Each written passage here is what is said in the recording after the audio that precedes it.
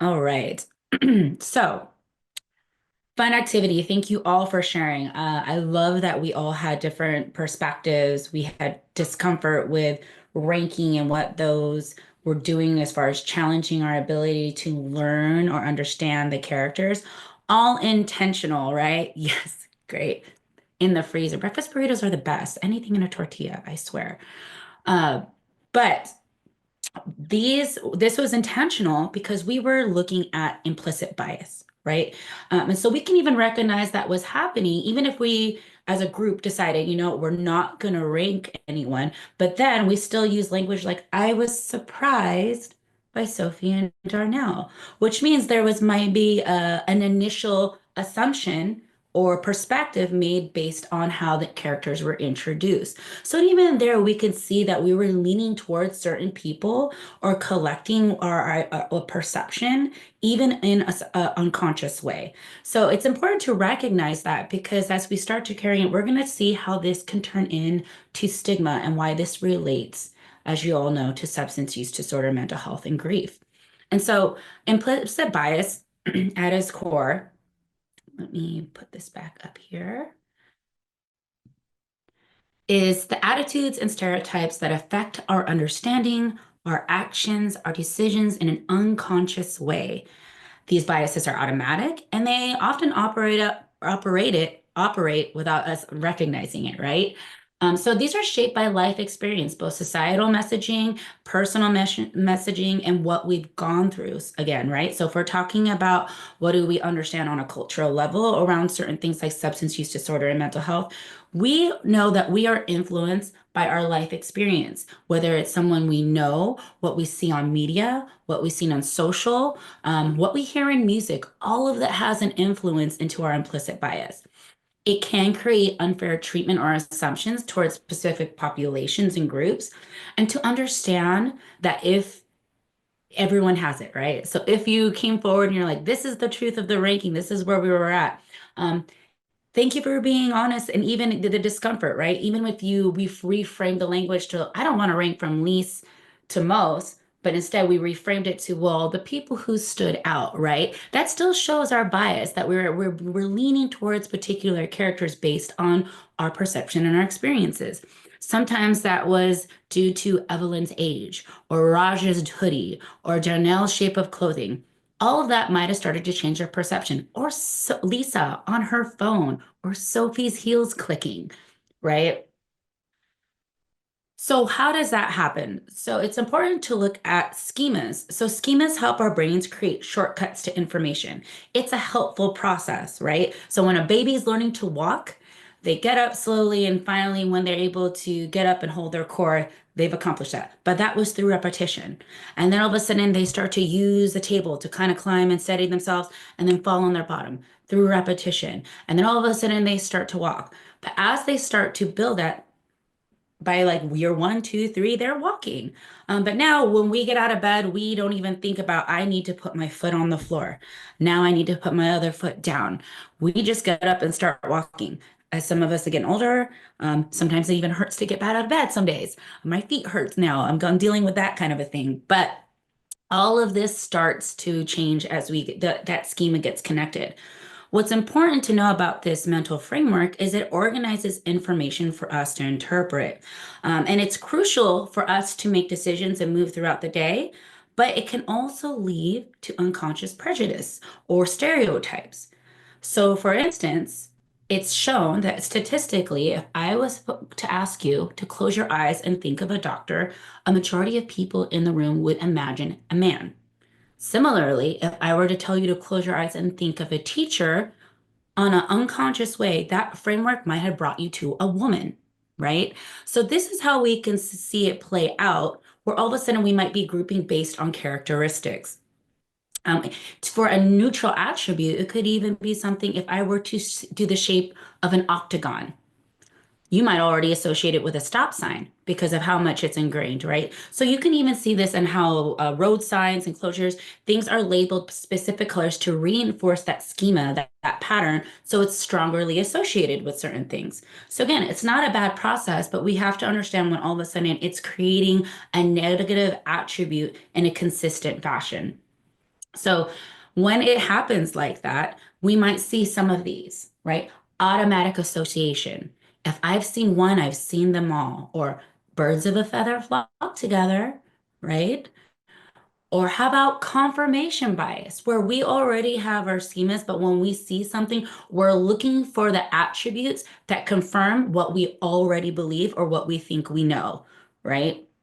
And then the in-group, out-group dynamic, which is a us versus them. So people naturally understand the groups that are associated with them. They have more nuances to provide a much more complex schema to create more context and understanding. We heard that as you were even sharing, right? John mentioned I could associate or understand from Roger Darnell's perspective how I could be judged on the cover or what people might have assumptions or for people who were really understood Sophie, right? They're like, I'm a mom and I kind of understand that, or I'm a mom and I don't try and ever be on my phone, right? So because you're part of that group, you have more nuances to create that context. But also, from the other perspective, there are groups that you're not familiar with or don't know. So you have less schemas to work with, which might lead to more general assumptions. Okay, so this is just a natural process. And so this is just to alleviate any idea that this is ever intentional, but it's just how we put our information together. But we have to be conscious and aware of what happens when we are assigning a negative trait or a negative belief to a certain group. And this is where we start to see stigma start to manifest. This is where stigma starts to happen. So, a set of negative and unfair beliefs that a society or a group of people have about something or someone.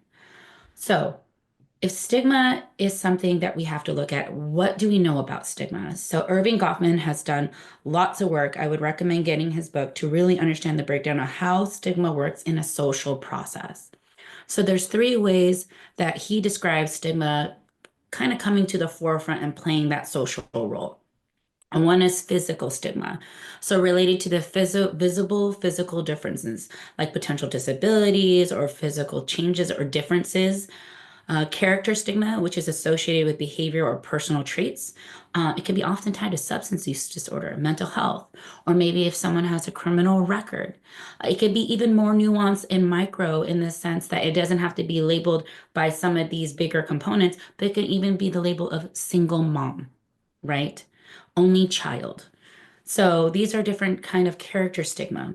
And then tribal stigma, which I feel like is somewhat of an outdated term, but what this really refers to is linked to the group membership. So group membership, which can be placed such as race, ethnicity, religion, or social class.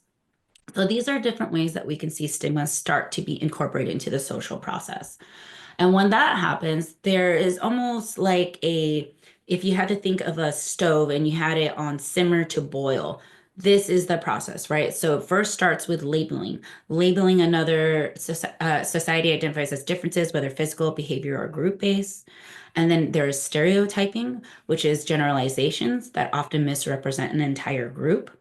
The separation, right? Again, the in out dynamic of creating the other or the us versus them. And then discrimination, this is where we start to see structural stigma, where it actually results in unequal treatment, whether it's housing, education, resources, healthcare, employment, those particular areas. And then internalization. And that is when the negative labels are now internalized as true for that person, which can lead to shame, isolation, and diminished sense of worth.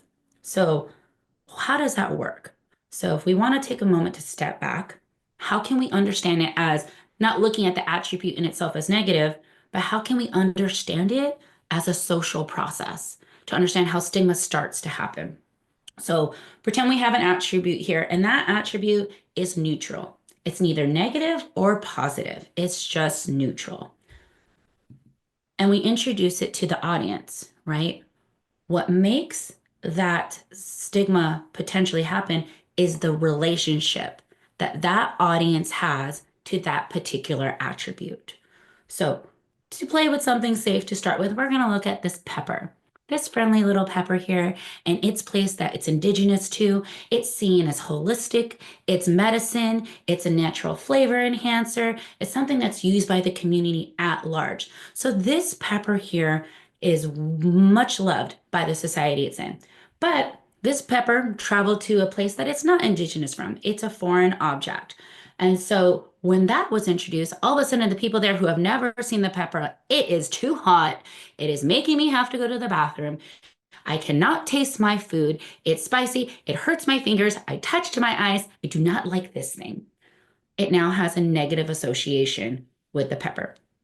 Again, pepper in itself is still neutral, but the relationship to the pepper has changed because the audience is unfamiliar, lacks more context, lacks more understanding around what this pepper is. We can start to see that with simple things such as tattoos, right? So if we start to apply this attribute idea to people and groups, I picked that because I have them, so I feel like it's safe to say. But if we look back even like 30, 40 years, if people came in to an interview and their tattoos were showing, there might be some bias and assumptions that might be labeled as stigma about what kind of worker or person that person is, right? I feel like a lot has changed since then. I know that still kind of lives in particular areas, but tattoos are now seen more as body art and work because there's been more education, understanding, more context, more nuance to what tattoos are, right? But if we look back in the history of tattoos, that's not where it came from. So, what can we be aware of when we start to recognize the stigma and a negative belief around, say, a family member or an adult who's struggling with substance use disorder? If the parent is being impacted by stigma, how is this child?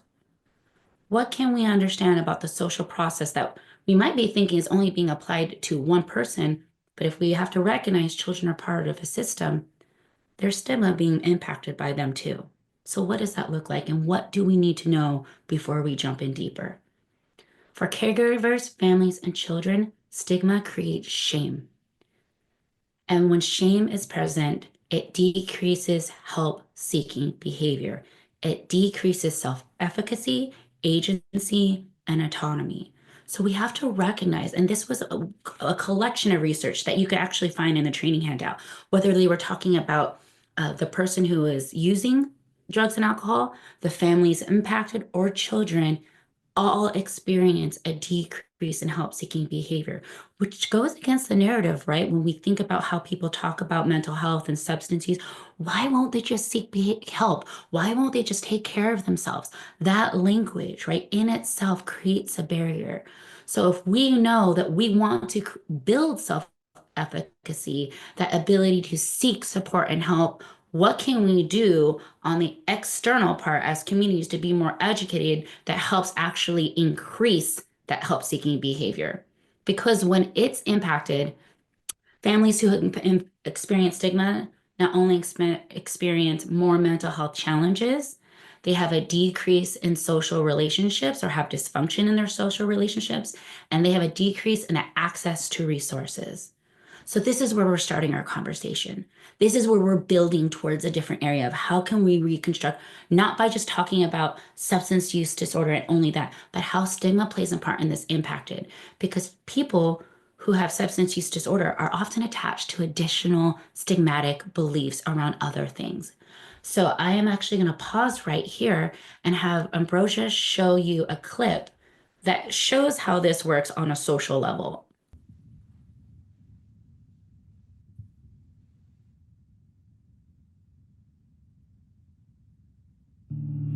Stigma is the mark of shame and embarrassment connected to a personal trait, quality, or behavior, like drug use.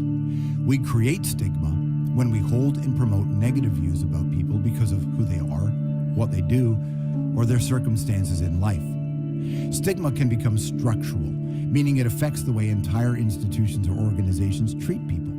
When hospital workers ignore people who use drugs and fail to take their health concerns seriously, that's an example of structural stigma. Many people who use drugs experience stigma every day. Because consuming drugs like heroin and cocaine are illegal, people who use them are frequently criminalized. And this leads to being stigmatized twice, once as a person who uses drugs and a second time as a criminal. Stigma creates real barriers for people trying to access healthcare and vital social services. Because of the shame that stigma causes, people who use drugs often avoid asking for needed help or telling anyone about their substance use. This creates a harmful cycle where those who would benefit from help the most can't access it. And this further marginalizes them in society and compounds harms related to their drug use. People who feel ashamed are also more likely to use drugs alone. This means they are at greater risk of dying because no one can revive them with naloxone if they overdose. We can all work to eliminate stigma by how we act, using non-stigmatizing language, for example, or by being more inclusive and understanding of those who use drugs. Stigma is not just felt, it has real-world consequences for people's health and safety.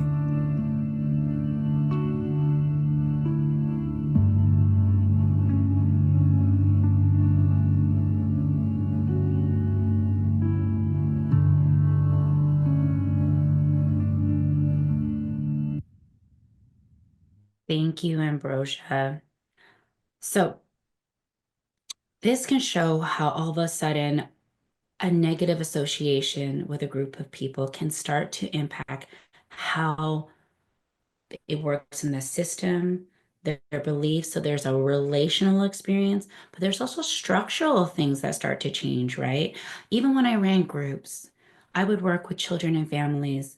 And if there was one child who they both had a dad died, but this dad died from cancer and this dad died from an overdose, this child would often share with me, it's harder to tell, right? Because all of a sudden my experience feels less than, or it's not the same empathy towards someone who died from cancer. And so I don't know how to talk about this. So to recognize how that plays on a relational and structural level is important.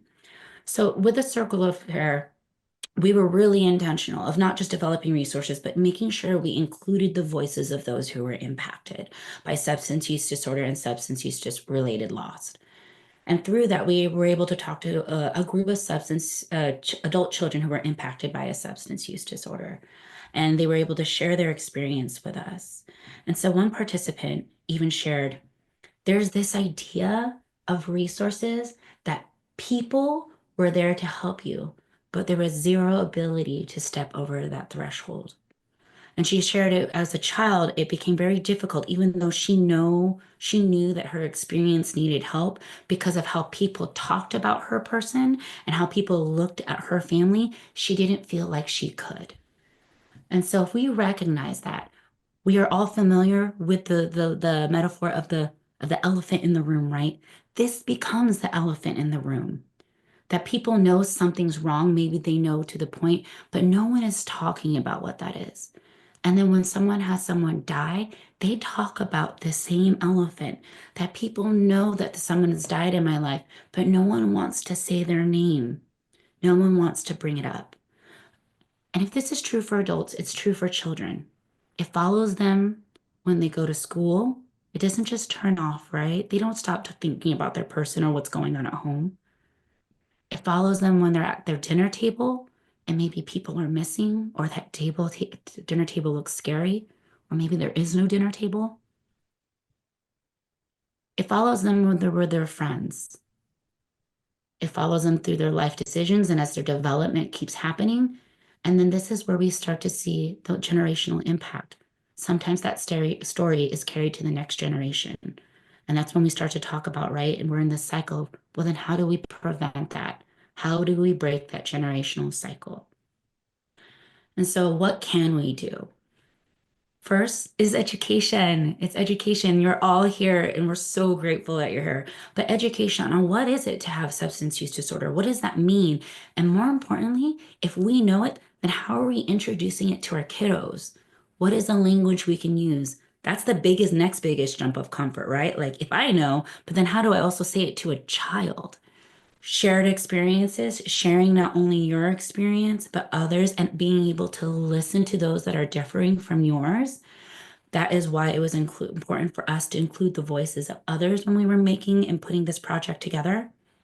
And then how can we make shifts in our behavior that challenge perception and the schemas? And so Mrs. Ford, when I was in the desert, she passed while I was there, and the community, there was a collection of grief, a collective grief that happened when she passed, and it's because of the woman that she was. But she talked about as she became the forefront of helping women in treatment and recovery, and then children and so on. She also talked from her perspective of how stigma impacted her. And this, she says, I didn't know how to ask for help, but even more, I was terrified of what people would think if I did. Admitting I needed help felt like admitting failure, but it was the beginning of freedom. So, what can we learn to help bring that freedom to other families?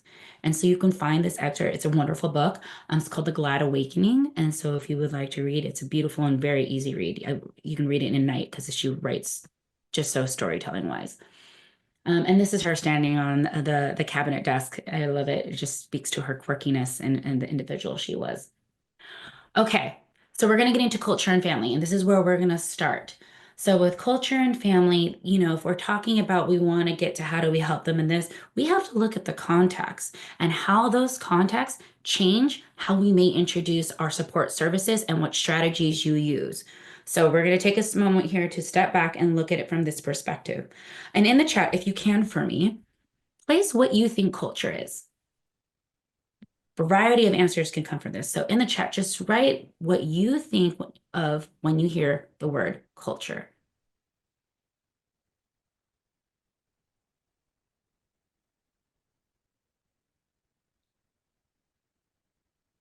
Tradition. Yes, Tina.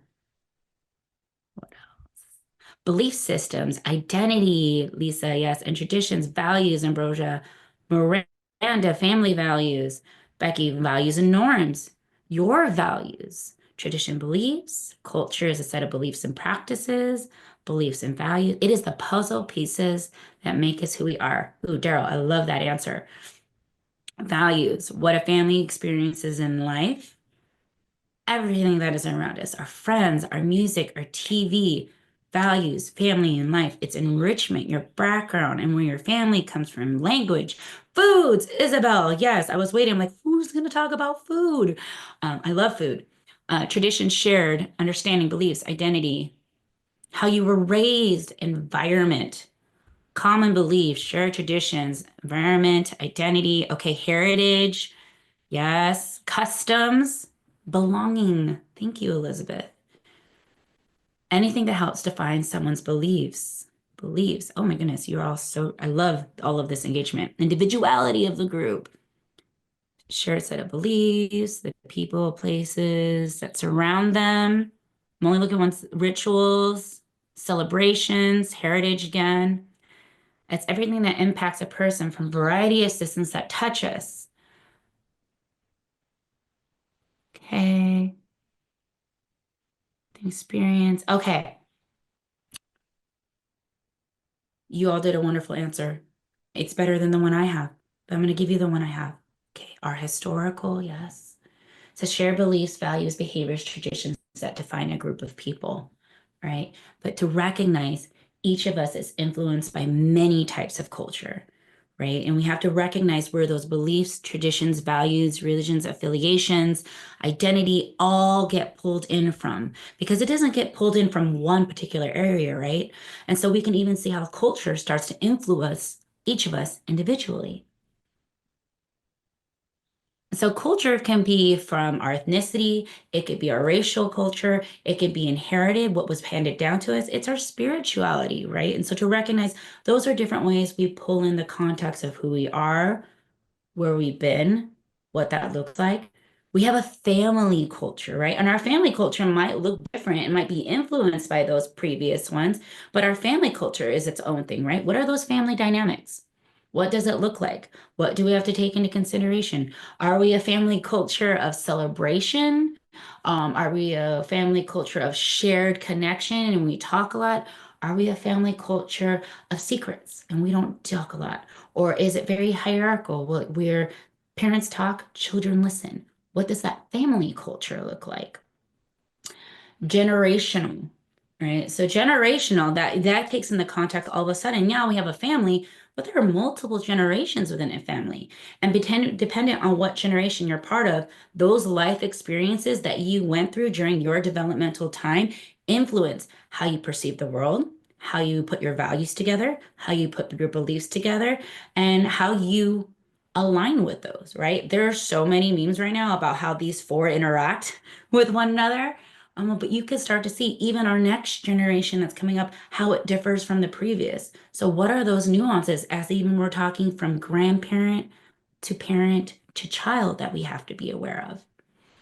And then community, geographical, and socioeconomical, right? So community, that could be from your neighborhood, but it can also be, are you part of a more nuanced community? Maybe your child is part of athletes and really identifies with other soccer players and those components. Maybe your child is in the performing arts. Maybe you're part of a treatment and recovery community. Maybe you're part of a spiritual community. What are all those nuances that you have to take in into incorporate into culture? Geographical. There's urban, rural, metropolitan cultures all have different barriers and limitations and opportunities than the next, right? Oftentimes we hear in rural communities that it's really hard to get accessibility to services due to distance, right? How am I supposed to make that group when it's 45 minutes away and I still have to care for my children? Where sometimes people from rural, urban communities talk about waitlisted, inundation, or lack of space or room in those capacities. So, how does that impact? And so, to recognize across all of these, everything you talked about is where we start to see the woven fabric of their beliefs, practices, traditions, how they identify themselves, not only maybe as a group, but then how it gets even more out nuance on how they identify with themselves. So another way I like to shift this is understanding it from even individualistic to collectivistic culture. So individualistic culture, we're going to give a couple definitions to understand why this is important to know or how it can help you when you're trying to lean into families is to understand that individualistic cultures is when the values of the individual's uniqueness are meant to stand apart from others, right? So that's when we talk about the personal accolades, the personal attributes and successes. So you celebrate those personal success and the core tenet is self-reliance, right? I can be on my own and the center life around the immediate family. So that means traditional videos, um, as well as, sorry. So I looked down at the chat and said videos instead of what I was saying. But traditional, so the traditional nuclear family, as far as parents and siblings, is around what the immediate support system looks like. If there's additional needs that happen outside of that, then they tend to lean into seeking professional networks, professional help when needed. But with a collectivistic culture, they see themselves as part of a larger whole, and there's a more stronger emphasis on group harmony. So that's where we can start to see that extended family and communities center around major events. So neighborhoods, aunties and uncles, cousins all start to get expanded. I was raised as a child within my family system a very collectivistic culture. So I had aunties and uncles who I later found out were not even blood related auntie and uncles, but that's how we perceived that we were a part of a group of many, and it was important to include them in that process. So when we think about that, they place community or group needs over the individual and how they might tend to lean into seeking support. All right, so people feel me, right? Like with that perspective, is that they don't necessarily seek professional help, but they might go up in as far as into the family, speaking to the elders, the grandparents, right? I just came from Maui helping the families out there, and this is very much how they leaned in to accessing resources. There was a lot of hesitancy towards professionals, but when we gave all of that information to the kapuna, which means the grandparents and the elders, it was much more appreciated, and it followed what respected their cultural perspective of how they were going to access resources and feel comfortable being educated around these certain components.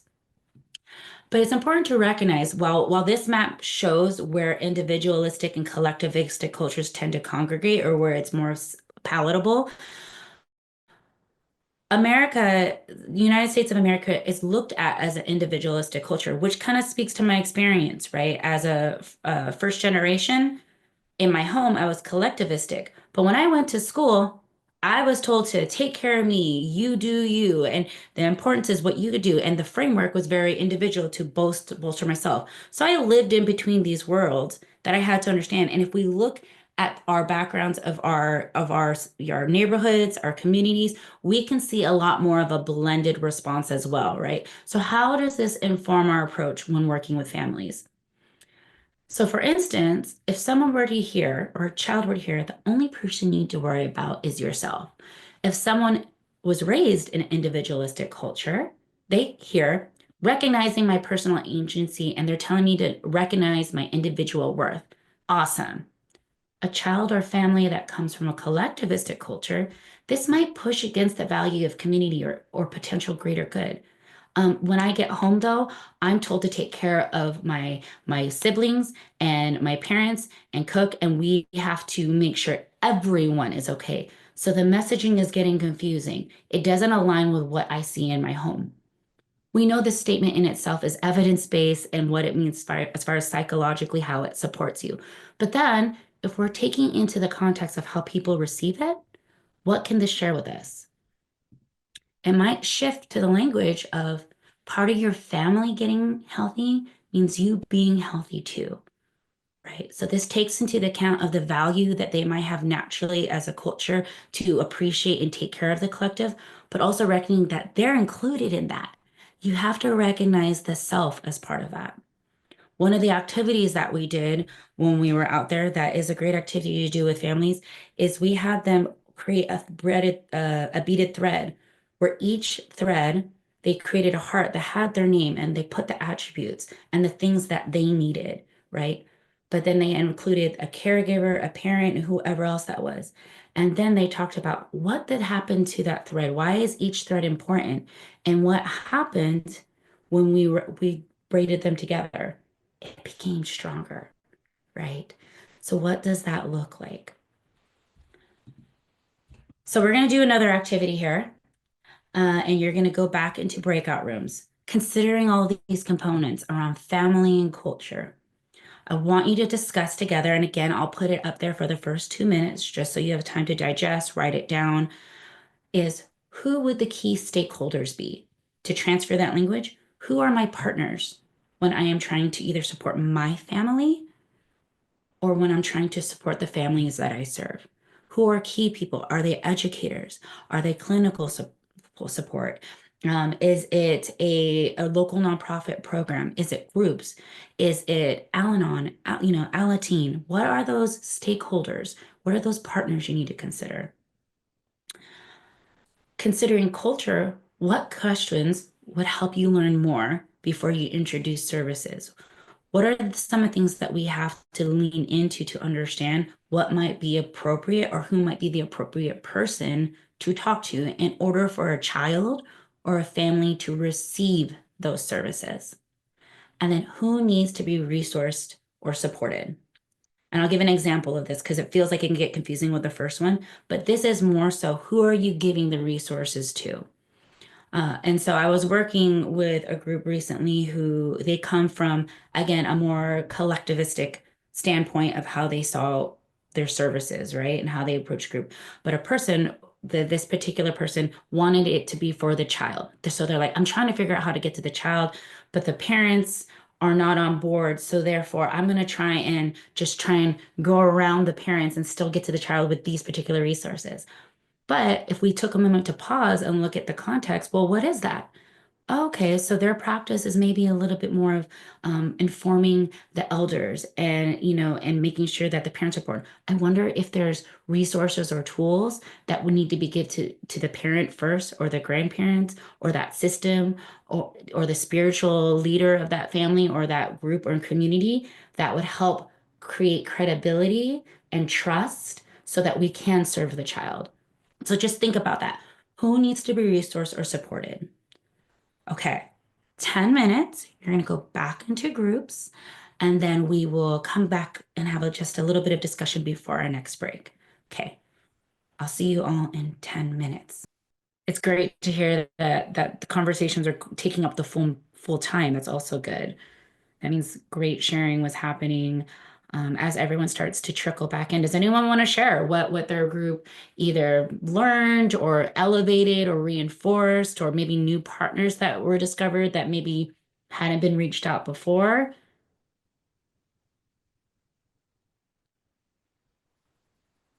My group, we kind of focused more on the stigmas of especially like rural communities and how we can be a better community as a whole and not ostracize or isolate people who are going through different type of journeys. And so we kind of focused on that and what we can do to better kind of our community in a way. Thank you, Diamond. Right, and recognizing how stigma impacts those processes of how each of those a rural community is impacted by that. So I appreciate that. Ismany? Yeah, we kind of talked about a lot of different stakeholders, a lot of them being like the counselors, Department of Health, food pantries, Coalition for Homelessness, Cans, Al-Anon, Alateen, school social workers, case managers, churches, clients, and families in general are all being the stakeholders. For the culture, the questions we came up with were, what do you do? What do you guys do for fun in your household? To kind of learn and understand more of that. How does your family deal with grief or loss? Like, what does your family do for grief or loss? How can we best help or support you and your family in this time? And then, what supports does your family need for their needs to be met? Mm, I love And that then you for the raised that. last part, a lot of it was like understanding like the parents, guardians, families, kids, and once again, like they were just talking about in the last one with the stigma, community in general, because the more we give resources and stuff to the community, the more we are able to reduce that stain, reduce that stigma, so that more people can get help and be able to receive services. Love that. Thank you, Ismany. Emily? We forgot to identify a spokesperson, so I hope group 16, it's okay. We basically said that the circle of care, your organization's name feels perfect for like who all the key stakeholders are, and it will be very individualized based on the person. So in elementary school, students, stakeholders look different than perhaps in adult clients, stakeholders. And we believe that offering resources to every stakeholder is really important, and those will also look different based on, the nuanced relationship to the person who's kind of the center of the circle of care. And in exploring culture, we like questions that are like very open-ended, like tell me about your family, who's included in your family, tell me about traditions, tell me about the foods that you enjoy, maybe music, anything to help them share their identity with us is important.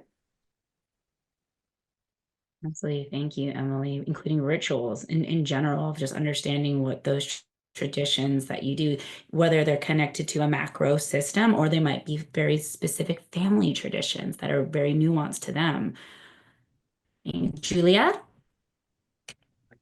Yeah, our group discussed a lot of similar things as far as like everybody who is around the child should be getting these resources, understand how to fully support the individual. And then as far as the questions, we kind of just anything related to getting to the root of how that family shows love, how they communicate with one another, so that way we understand the best way, to interact with them and to have them interact with one another. And then we also talked about how, positive cultural influences too can serve as like protective factors. So understanding like what's already in place that does work for them as a way of like using that as support as well. Absolutely. Strength base. What's already there? What's already that we can either enhance, bolster, or connect them stronger to so they could be more salient and more intentional when they need it. Love that. Anyone else?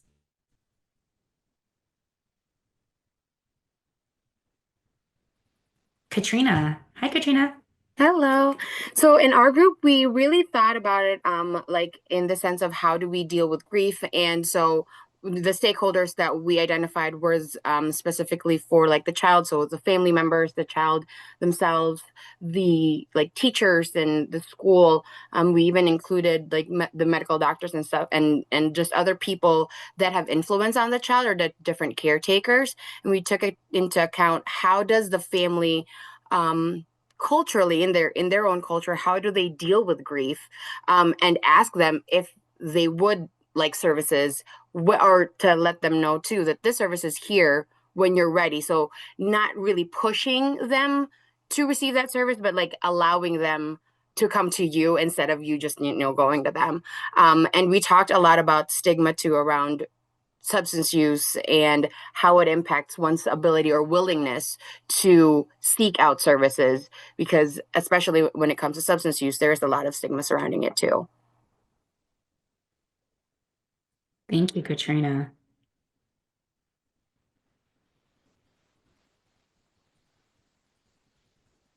All right, I love the conversations that happen. And even Ismini, when you were listing all of those different ways it could be connected, it has you kind of look at it like, well, I tend to have a lot of this kind of partner, but if I just listed my stakeholders, do I have a lot of this particular partner? And what does that look like if we again look like that public health model? Is there anywhere we can take pressure off of by having a partnership there, by creating a resource or language or education around it? So what are the ways that we can make this sustainable? Because to the point, right? Everyone's a stakeholder, but we as individuals can't necessarily be the partnership for everyone. But if we can start to be interconnected with everyone who does, we become more of a community of support where when I can't maybe reach a full need, I have a partner that now at the food pantry that can help, I can partner with to create and help that need so that my services are more accessible. We're going to do an activity about that later. All right, so I'm gonna do a quick takeaways and then we're gonna go on a 5 minute break. But just to consolidate it really quick, we went over that to understand that culture is a blend of influences. So we come from a place of curiosity on and not judgment, and enable to understand the unique experience for each person.